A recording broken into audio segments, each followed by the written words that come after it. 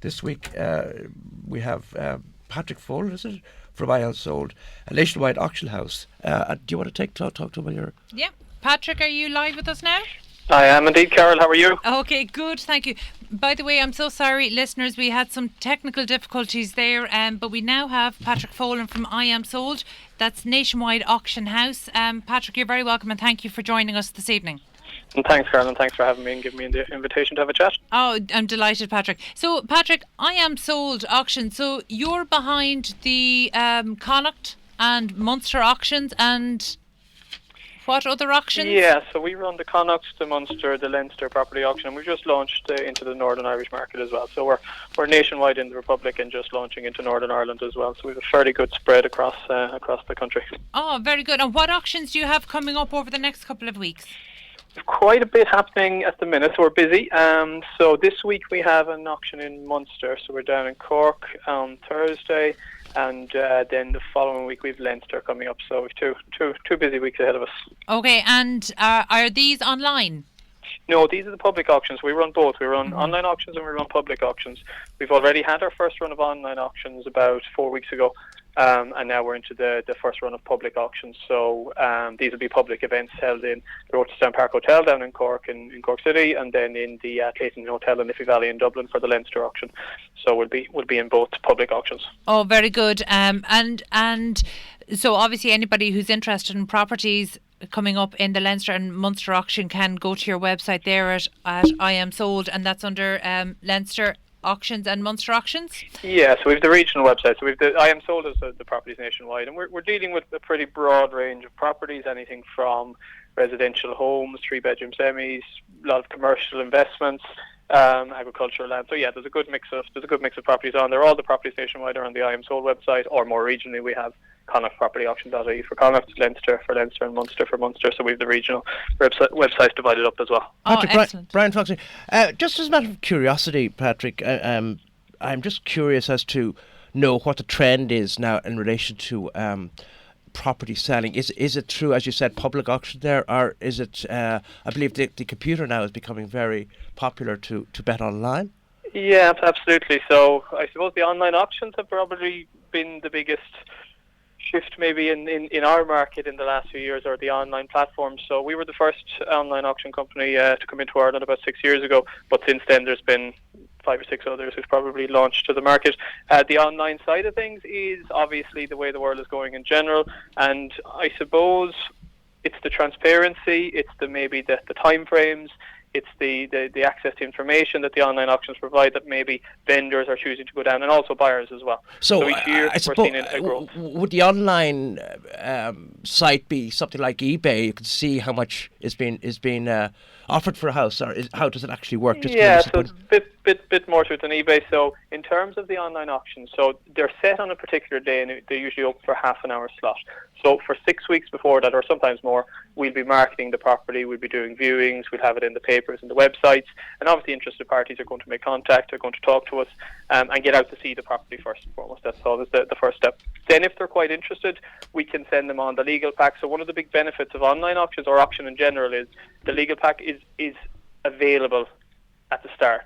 So you don't have to then find out there's actually an issue with the legal pack once you say agree it, as in private treaty. So the legal pack is ready and available to all parties. They can download it from the website. They can get that checked over obviously by a solicitor, and then if they're happy with that, that's when they'll make their bid. So they're buying, they're given the full knowledge that they need, and they're buying with full knowledge of what the property at what is. stage in the process do they come and view the actual property itself? That would be the first step, I suppose. They'll obviously pick up the phone or send an email, and we'd always encourage, before you do anything, get out to see it. Get an architect to look over it, etc. All that sort of.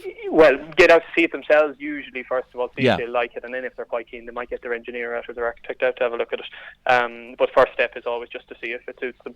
Obviously, most people know the location of the property. They might have an idea that they want to buy in that area, but it's always important to get them through the property as well. Oh, that's excellent. Thank you, Patrick. And for the Connacht auctions, when is your next Connacht auction coming up? So we just had a Connacht auction last week, and the next one's coming up then. So we have an online auction Connacht on the 28th of March, and then we have a public auction on May the 2nd. So we've kind of 2 auctions coming up over the next couple of months in Connacht. Very good. So actually for sellers who are thinking of entering their properties are they still in time for the online auction on the 20th of March?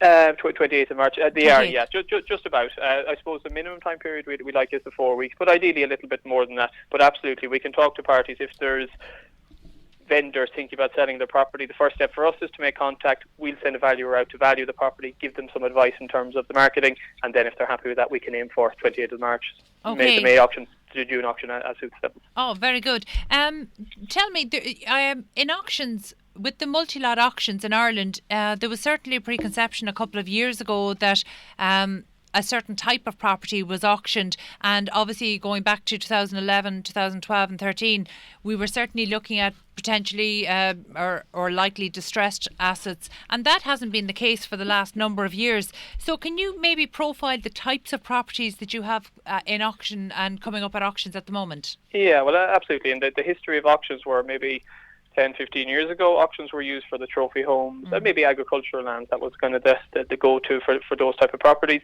Then when the market turned and the difficulties came in, it became the route for maybe the more distressed assets, where really in the last 5 years, we deal with almost all private sales vendors who want a property sold at a price that's fair to them.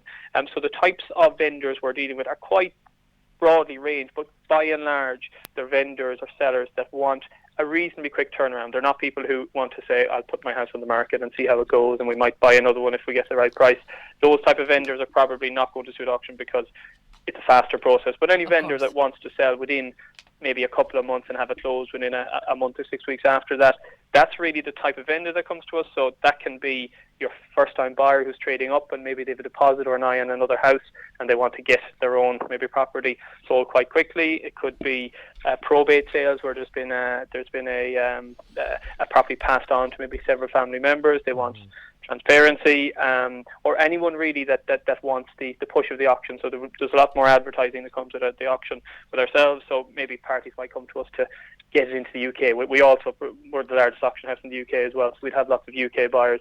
So sometimes vendors might say, well, look, we need that extra profile for the property. Let's try the auction route. That's a really good point, actually, because we are seeing a rise in UK buyers at the moment. So actually, that's certainly a valid point there. And I would imagine that the certainty and the time limits involved in auctions, because obviously the transparency is great, but the certainty is what helps buyers to move on.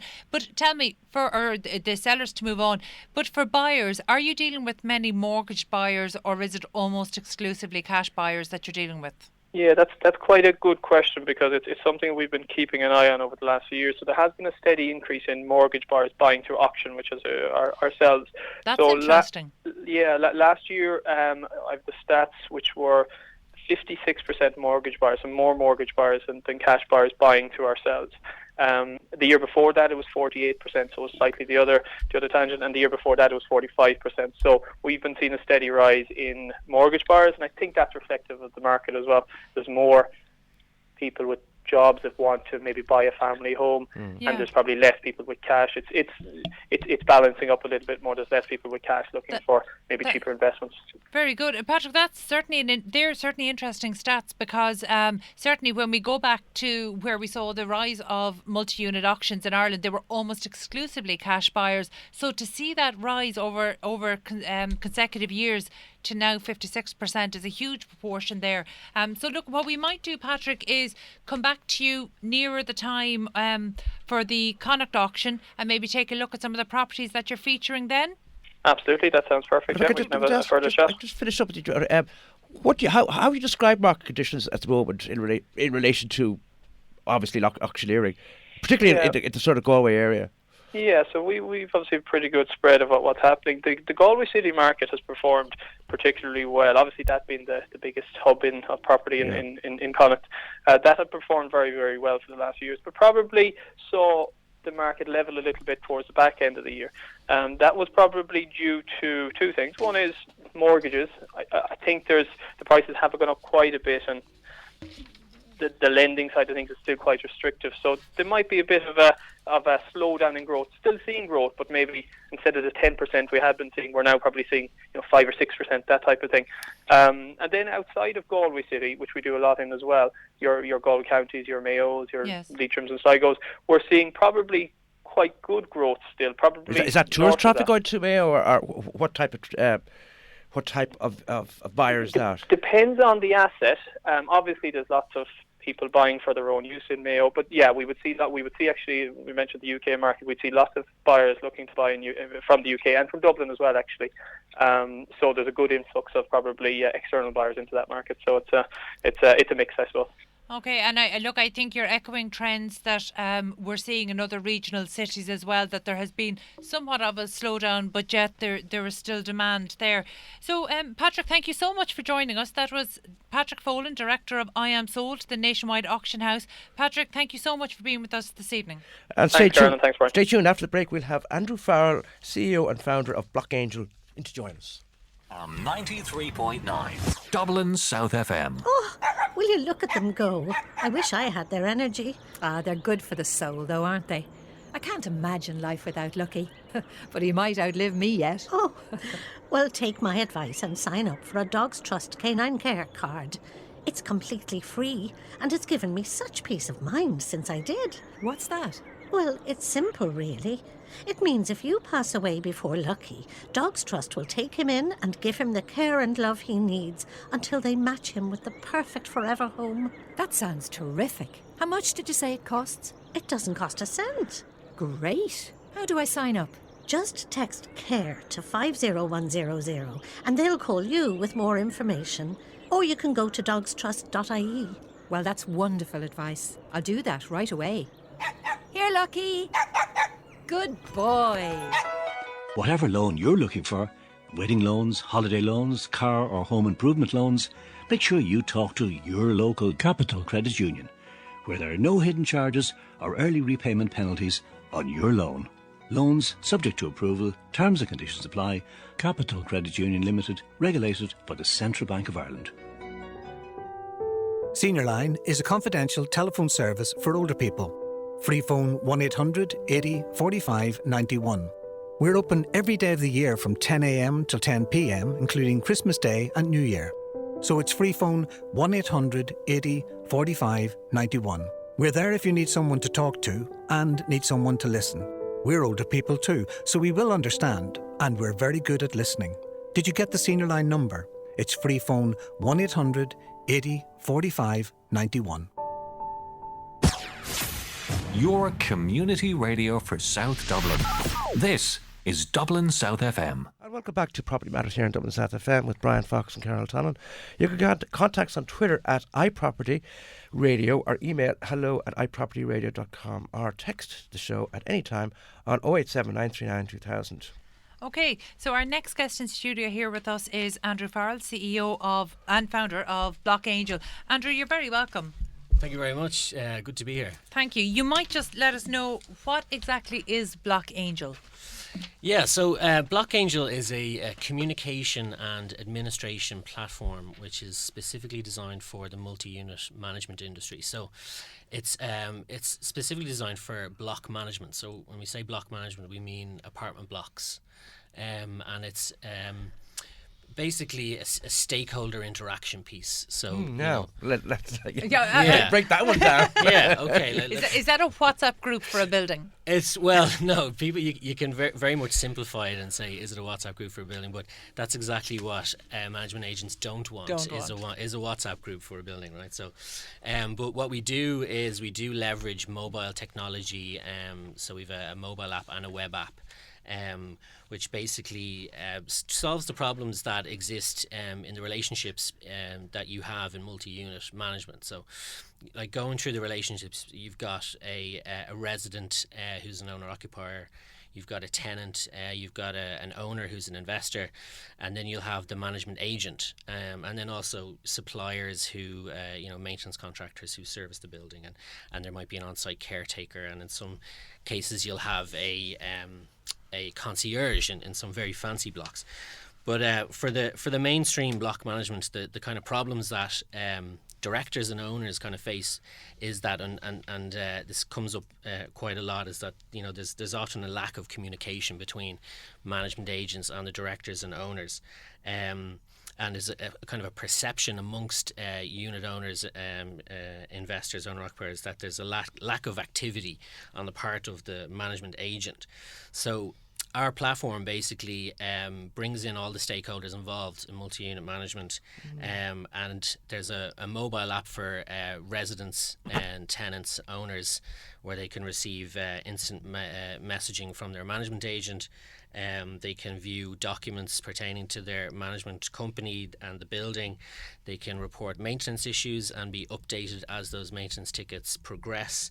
And then there's a community notice board as well in the app, so that residents can come together and have discussion about issues that affect them and their building, and they can, buy, tell, swap, sell with their neighbours. Well, actually, thank you. What I was going to ask there is, what type of communication do building occupiers, what type of communication do they need to have? What do they, this sounds very blunt, what do they have to be talking about? Yeah, well, I mean, like, some of it can be very, kind of light, and it could be social, so, and then some of it can be actual issues that affect the building. So, for example, on the social aspect, we have people on the platform now who communicate with each other about offering, plumbing or electrical services to each other. Or there was one person even inviting other people to join them for a Pokemon Go so all excursion. the important things. All the important things, right? So on a social level, like, some of that stuff goes on. People are selling couches and stuff, whatever. But then from an actual organisation point of view, so, like, what's happening in the UK now after the Grenfell Tower situation is that there's a lot of residents groups that are coming together to see, right, what kind of things do we have in place to deal with fire. So if there's fire in a building, what measures do we have? Do we have appropriate evacuation procedures in place? How would we deal with a fire in a large multi-unit building? So, because ultimately it's the responsibility of the owners as well as the management agent to come together to solve these problems. So, there are, serious issues to be solved, and it is also just curious to know, what was the attitude of estate owners to your idea when you first approached them, or was it a hard sell to them? No, well, it's actually, if there's any like part of this puzzle that's being kind of disrupted in any way, it's maybe on the management agent side of things, because I suppose that's what I meant, traditionally, or the management agent. So the directors and owners actually really love the product, because it gives them a level of transparency on the activity of the management company that they wouldn't normally have. So they can log into the web app, and they can see all of the management activities that are going on for their block, and they can check the status of those issues. And there's different KPIs as well that we allow on the dashboard. I was about to say no jargon here. KPIs acronyms or whatever. Yeah. So just like indicators of performance activity that are there. So the directors and the members of the owners management companies, they really like that. So they feel. Tell me, from the point of view of response, is the response from tenants or residents, is it quicker? Is it a quick response to them than just phoning on the regular phone 9 to 5 Monday to Friday? Yeah, so I mean, like, people are used to using mobile apps now. Yeah. They're used to communicating with people without having to speak to anyone at the end of a phone. People are used to help desk scenarios and and that kind of stuff. So people raise tickets through the app. As soon as they raise a ticket and it's acknowledged from the property manager on his end, they get an instant message back to say that this is now being progressed. And then as that ticket goes through the various stages of the process, which would be a contractor, there'd be a request for quotes from a contractor, there'd be approvals required by the directors.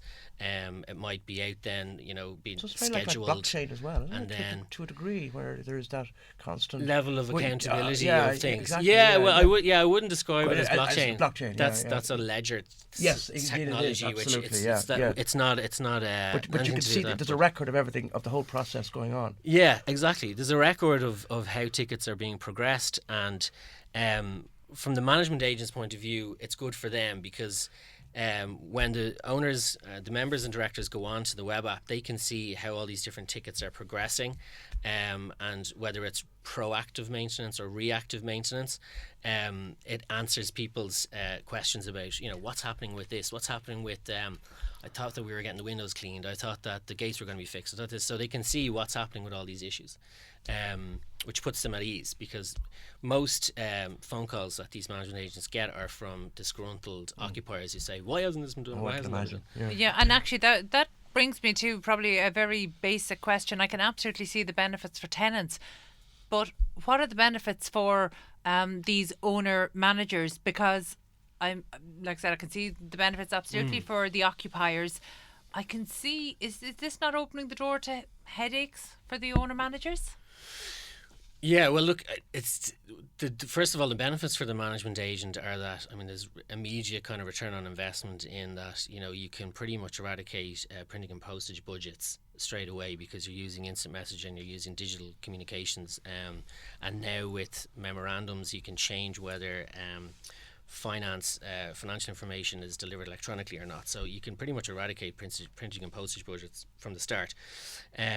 Our maintenance management system really streamlines the whole workflow process, from a ticket being raised to a ticket being closed out. We've got a supplier aspect as well to the You software. might just explain what that's for. So if that's, you know, say for example, I'm in the building, I notice that the elevator isn't working. Yeah. Is that where I would raise a ticket? Yeah, so you'd open up the app, you'd raise a ticket, you give a description, I'm the issue author, it gets sent off, then it gets picked up by the property manager at their end. Then they'd say, okay, well, I need to send this on to a supplier maybe to get a quote if it's a big job.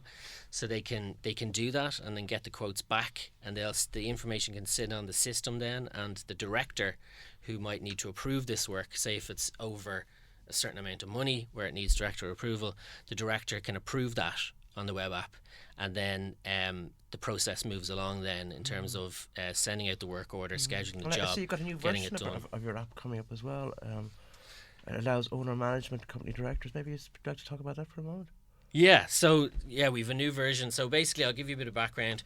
We created the first version of the product we released it last April. So we kind of went out with about 8 customers and really sort of tested the product and got to learn a lot about it and what's required in terms of all those different stakeholders.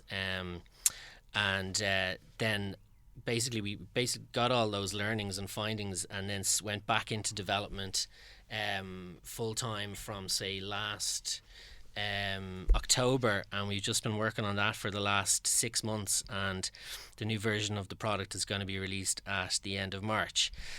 So there's loads of new features all around, sort of director access, member access to the web app. There's loads of small improvements, like which are important to the actual running of the software. But for the main thing is more privileges for directors and members, and converting work orders and managing maintenance tickets. Really, Andrew, this is a sign of how communications has moved along and how people expect to be interacted with. Yeah. So I think from that point of view, it's interesting. But where do you see this? Where do you see this going? What's the next stage? So we have a couple of accounting integrations we're working on right now.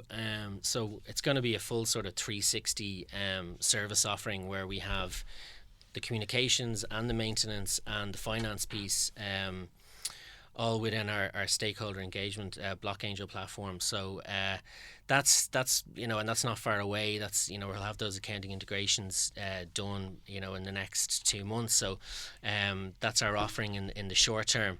But then after that, it's, I suppose, development of the product. It could go down a few different avenues. I mean, people are using machine learning to try and look at patterns in workflows to try and ease up some of these barriers or frictions that take place in trying to move along processes. So there's a machine learning aspect that we could do, but I, to be honest, I'm also quite aware and cognizant of the fact that a human property manager, I think, can't be replaced by these types of technologies either, because of the nuance of the the nature of maintenance and contractors and pooling jobs together, and when's the best time to get this work done, and who's the best supplier to go to. I don't think, maybe I'm wrong, but I don't think right now that it's going to replace the property manager. But that's the way a lot of stuff is moving. Is this your own development as such, or has this been used abroad at all? Well, the background of how I came up with Block Angel is basically I was out having a pint in the Long Hall with a friend of mine, and he showed me the best ideas start. Right? But he showed me a mobile app for a luxury apartment building in Australia, and I contacted him and said, I think this is fantastic. How would I use that in Ireland? They said, look, it's going to cost 80 grand. I said, that's absolutely insane. So I said, I'll build a platform so that property management companies can license it off me at a very affordable, technology from an affordable rate. That's how it happened. That's all over a pint. All over a pint, yeah. The best ideas start like that. Andrew Farrell, CEO and founder of Block Angel, thanks for coming in and joining us here on the show. Thank you, Andrew. After a quick break, we'll be joined by Gavin Gallagher from proptech TV. South FM on 93.9. この番組は地域密着型を目指しています。 At the credit union, we look at things differently. So whatever loan you're looking for, wedding loans, holiday loans, car or home improvement loans, make sure you talk to your local Capital Credit Union, where there are no hidden charges or early repayment penalties on your loan. We're not here for profit. We're here for people. People like you. Loans subject to approval. Terms and conditions apply. Capital Credit Union Limited, regulated by the Central Bank of Ireland. Could you and your dog spend 1 hour per week bringing special moments to people in care centres? Or would you like one of our volunteer visiting teams to come and visit your care centre? At Irish Therapy Dogs, we have a dedicated interest in the use of pet therapy for people in long-term or daily residential care. A professional organisation aimed at providing a pet therapy service on a national basis. If you with your dog would like to get involved, or if you would like one of our visiting teams to visit your care centre, then please call us on 01 544 6198 or visit irishtherapydogs.ie for more information. Greetings 60s fans, it's Jim and Isabel here. Do you remember Opal Fruits, the Rainbow Cafe or the Poolsman? Did you listen to the latest pop record on Radio Caroline or Radio Luxembourg? Well, whether the answer is yes or no, Echoes of the Jukebox puts you right at the heart of the sights and the sounds of the 60s. Armed with a stack of singles, we invite you to join us on Echoes of the Jukebox right here on Dublin South FM, Wednesdays 2 to 3. The Wurlitzer's humming. We'll see you there, gang.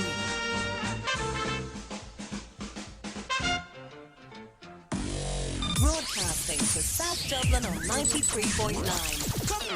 This is Dublin South FM. And you're very welcome back to Property Matters here in Dublin South FM with Bryan, Fox and Carol Tallon.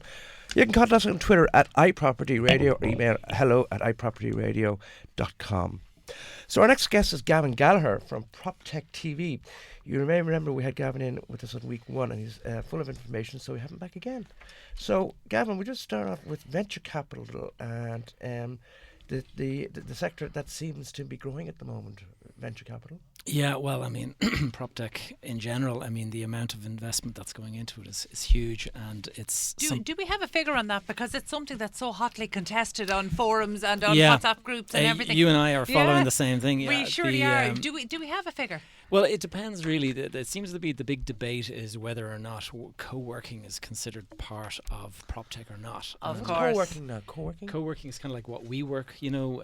It's this flexible office space. Oh, yeah. Shared Okay. office Yes. and things like that. Yes, so there's a big debate at the moment internationally as to whether or not proptech includes co-working or does not include. And that would definitely skew the figures given the billions of investment. Because, I mean, literally WeWork has raised, billions in the last couple of 2 billion this year, I think, down from the 16 billion they thought they were getting. And and that has had a big impact on obviously skewing the figures. So there's these guys, James and Eddie from Unisu. Yes. And those guys are they're trying to kind of like agree on the exact definition of proptech so that there isn't any skewing of those figures or not, and that you can get a proper realistic. actually, you might just let the listeners know what Unisu is. Yeah, well, Unisu is it's a platform that's been created by Eddie Holmes and James Dearsley, who are both very active in the proptech scene in the UK. They've created this, what would you call it, Carol? It's a global database. And actually, the thing I love about it is Unisu, the name actually comes from, they wanted it to be one united single source of truth. Okay, so essentially they wanted it to be a global resource, and it's something that I'm using more and more frequently and getting lots of value out of. And in fact, for PropTech Ireland, I did actually look to see if we can get some user interaction going on Unisu. So I will include the links actually with the podcast for this show, because I think it'll be relevant for people, because obviously we tend to take a bit of an Irish view, but the reality is if we were only taking an Irish view with PropTech, it would be really very limited. You can't take it just an Irish view. I mean, the reality is if anyone who wants to scale their business, the only way you're going to do it is to go from, say, Dublin to the UK. You're not going to really scale it in Ireland because it's just too small for the market, for a consumer market, maybe business to business, Yeah, look, I agree that Ireland is so small that in order to scale, yes, you have to go outside of Ireland for customers. It does annoy me. It's a bone of contention that so many companies need to go outside of Ireland to access funding. I think that's a huge failure in our startup community in Ireland, because absolutely we want export-led innovators. So we absolutely want people going to other countries to with their services.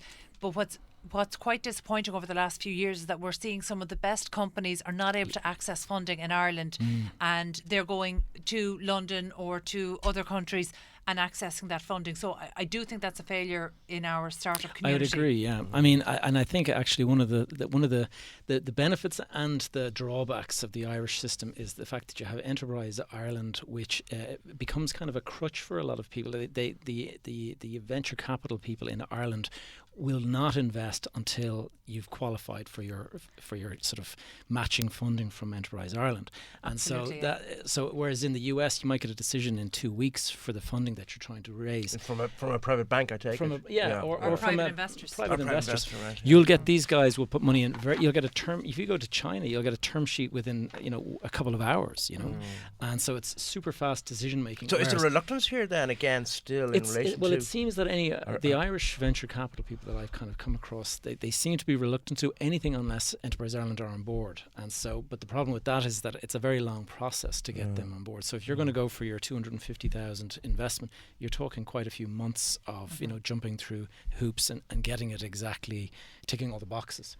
And I mean, I understand those guys have a process you have to do, but just in terms of if you compare that to the fundraising in the US, it's extremely slow. And even if you compare it to the UK, it's extremely slow. Yeah. But actually, I did see Andrea Reynolds and her company Swoop. They recently featured in the Hot 100 startups in Ireland. Now, they're definitely trying to bridge the gap and making funding accessible. So what they're doing is actually they're sourcing funding for companies. They're doing this on a commission-only basis, so you're not wasting time. They're exceptionally prompt, and they're only in the marketplace about a year and a half. Well, perhaps you could just explain to listeners what sourcing actually is. Well, for funding, Swoop actually, they will help innovators and startups with their pitch decks for investors, because as Gavin rightly pointed out, Enterprise Ireland, it's a good and a bad thing, because actually when you have the stamp of approval from Enterprise Ireland, then funding is available, but it's only really a first round of funding. We don't really have a big VC scene in Ireland, a venture capital scene in Ireland. So Swoop gives Irish startups access to UK funds, and it's something that I know Gavin has been following quite a bit, because you obviously work and you mentor with some of the Enterprise Ireland funded programmes. So I know you work very closely with startups.